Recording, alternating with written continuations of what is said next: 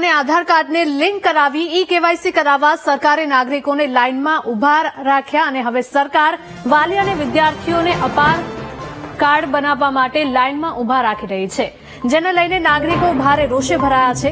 વડોદરામાં રાવપુરામાં આવેલ આધાર કાર્ડ કેન્દ્ર પર લોકો સવારે 6:30 વાગ્યાથી લાઇનમાં ઉભા રહેવા આવી પહોંચ્યા હતા, જેથી જે લોકોના આધાર કાર્ડમાં પૂરું નામ નથી તેઓ આધાર કાર્ડમાં સુધારો કરવા માટે આધાર કાર્ડ સેન્ટર પર પહોંચ્યા હતા, જેમાં કલાકો સુધી લાઇનમાં લોકો ઉભા રહ્યા। તેમનો નંબર લાગ્યો હતો।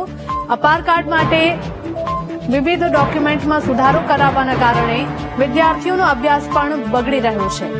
આધાર કાર્ડ કેન્દ્રના અધિકારીએ કહ્યું હતું કે આધાર કાર્ડ વિદ્યાર્થીઓ માટે ખૂબ સારી યોજના છે। અપાર કાર્ડમાં વિદ્યાર્થીની એક યુનિક નંબર જનરેટ થશે, જેમાં વિદ્યાર્થીની શિક્ષણને લઈને તમામ જાણકારી તેમજ ડિગ્રી એક ક્લિકથી મળી જશે।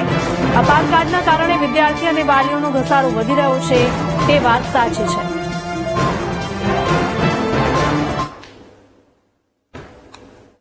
ઉભો રહ્યો એટલે બીજી આપણે વોર્ડ નંબર 2 માં ગયા હતા, ત્યાં આજે બંધ છે, તો એના માટે અમને અહીંયા મોકલી આપે કે અહીંયા ગુરુવારે અહીંયા જ ચાલુ રહેશે, એટલે ગુરુવારે અહીંયા હતું એટલે અમે અહીંયા આવી ગયા। સવારે 6:30 થી અહીં ઉભા છીએ લાઈનમાં। નંબર આવે ગંગીને 11 વાગ્યા છે પણ હજી કોઈ આવ્યું નથી। મારું આધાર કાર્ડમાં સ્પેલિંગ મિસ્ટેક છે ને મને અપાર કાર્ડ કરાવવાનું છે। પહેલા મેં આધાર કાર્ડ સુધારીશ તો મારું અપાર કાર્ડ ના કરશે, અને આ લોકોની ભૂલની માટે જ મારું સ્પેલિંગ મિસ્ટેક થયો છે, અને મેં 3 થી 4 ક્લાસ છોડ્યા છે, અને આજે મારો કાર્ડમાં ક્લાસ છે। મારા ક્લાસમાં છુટ્ટીઓ પડે છે, અને પછી મારો આજનો બી ક્લાસ છૂટ્યો છે। લાઈનોમાં એટલા માટે ઉભા, નવું આધાર બનાવવા માટે આવ્યા છે। આમ તો 9:30 વાગ્યાના લાઈનમાં ઉભા છે, પણ હજી 11:15 થયા છે તો સાહેબ આવ્યા નથી અંદર ઓફિસમાં।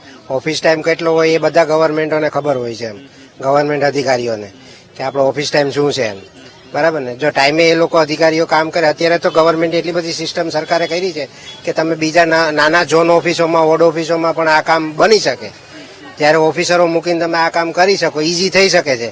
પણ ગવર્મેન્ટ અને સરકાર ખબર નહીં શું કામ પબ્લિકને આમ લાઈનમાં ઉભી રાખીને કામ કરાવવા માંગે છે, આ બધું ખબર નથી પડતી એમ।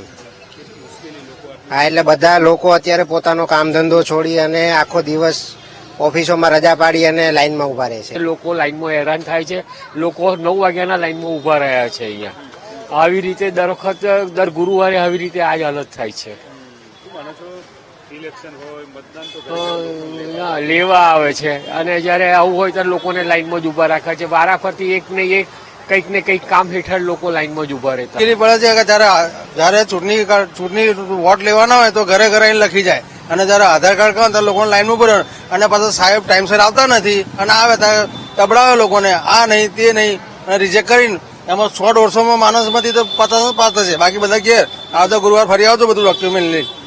આ એક આદત એવી છે કે ટાઈમસર કામ ના થાય તો પબ્લિક હેરાન થાય છે, તો એનું શું કરવાનું? મારે મુશ્કેલી એ કે હું તાજપુરા ગયો, મોતિયાનું ઓપરેશન કરાવવાનું હતું, ત્યારે અમને એવું કીધું કે તમે આ આધાર કાર્ડ કરાવશો તો જ થશે। તો હું અહીં પછી આવ્યો ત્યારે અહીં પૂછ્યું તો મારી પાસે જૂનું પેલું ચૂંટણી કાર્ડ હતું અને બીજું રેશન કાર્ડ એ લઈને આવ્યો, તો મને શું કહે છે કે તમારે સ્માર્ટ કાર્ડ કરાવવું પડશે અને તમારે પેલું શું કહેવાય પેલું એ લઈને આવવું પડે સ્કૂલ સર્ટિફિકેટ। તો મેં સ્કૂલ સર્ટિફિકેટ ને એ બધું કરાવીને આવ્યો, ત્યાર પછી મારું આ કાઢ્યું। આજે 3 મહિના થયા પણ એબડેટ કર્યું નહીં આ લોકોએ, બરાબર છે। તો મારું મોતિયાનું ઓપરેશન ક્યારે? હું મરી જઈશ તારે થશે? આંધળો થઈશ તારે થશે? બોલો।